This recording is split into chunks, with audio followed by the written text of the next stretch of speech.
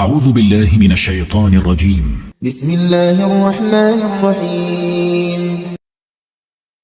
الرحمن علم القرآن خلق الإنسان علمه البيان الشمس والقمر بحسبان والنجم والشجر يسجدان والسماء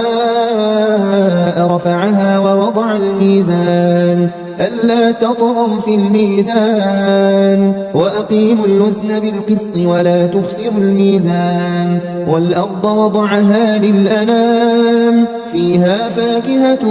والنخل ذات الأكمام والحب ذو العصف والريحان فبأي آلاء ربكما تكذبان خلق الإنسان من صلصال كالفخار وخلق الجان من مارج من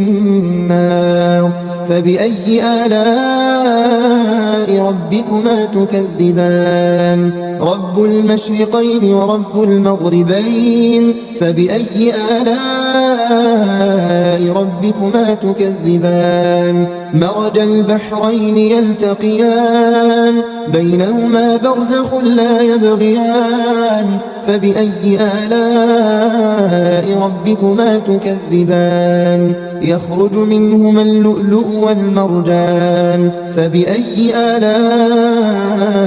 ربكما تكذبان وله الجوار المنشآت في البحر كالأعلام فبأي آلاء ربكما تكذبان كل من عليها فان ويبقى وجه ربك ذو الجلال والإكرام فبأي آلاء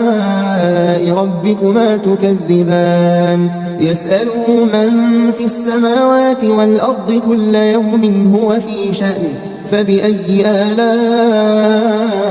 ربكما تكذبان سنفرغ لكم أيها الثقلان فبأي آلاء ربكما تكذبان يا معشر الجن والإنس إن استطعتم أن تنفذوا من أقطار السماوات والأرض فانفذوا لا تنفذون إلا بسلطان فبأي آلاء ربكما تكذبان يرسل عليكما شواظ من نار ونحاس فلا تنتصران فبأي آلاء ربكما تكذبان فإذا انشقت السماء فكانت وردة كالدهان فبأي آلاء ربكما تكذبان فيومئذ لا يسأل عن ذنبه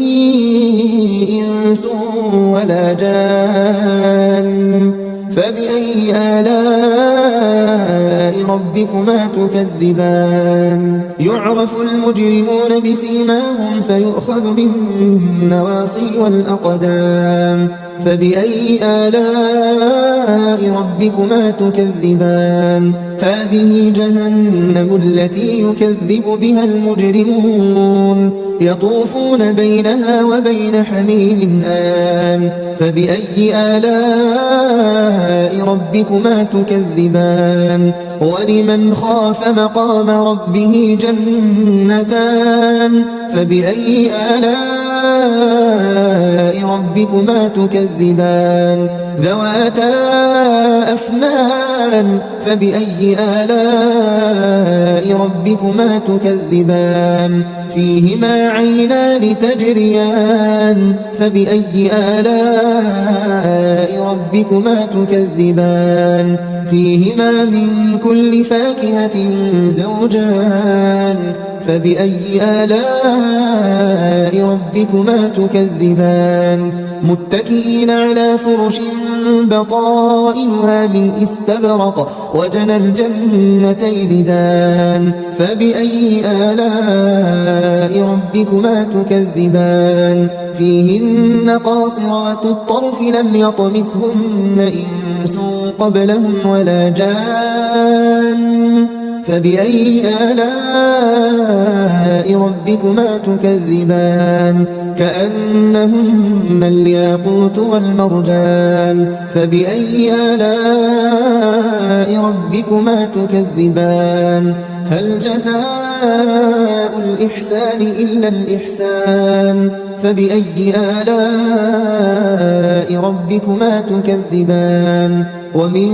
دونهما جنتان فبأي آلاء ربكما تكذبان مدهامتان فبأي آلاء ربكما تكذبان فيهما عينان نضاختان فبأي آلاء ربكما تكذبان فيهما فاكهة ونخل ورمان فبأي آلاء ربكما تكذبان فيهن خيرات حسان فبأي آلاء ربكما تكذبان حور مقصورات في الخيام فبأي آلاء ربكما تكذبان لم يطمثهن إنس قبلهم ولا جان فبأي آلاء ربكما تكذبان متكئين على رفرف خضر